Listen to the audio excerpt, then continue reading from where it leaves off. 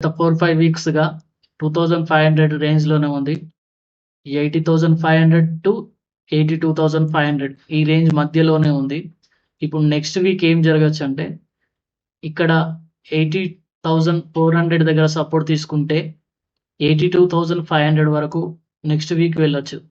In case ఈ సపోర్ట్‌ని గనుక బ్రేక్ చేస్తే down side first target 79,000, second target 78,000 వరకైతే వెళ్ళొచ్చు.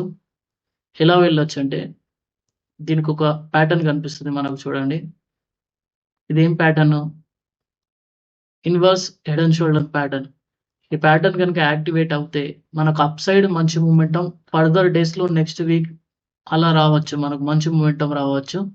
సో, నెక్స్ట్ వీక్ అయితే ఈ హై బ్రేక్ చేస్తే ఆర్ ఇక్కడ సపోర్ట్ తీసుకొని 80,500 దగ్గర సపోర్ట్ తీసుకొని వెళ్తే 82,500 వరకైతే వెళ్ళొచ్చు.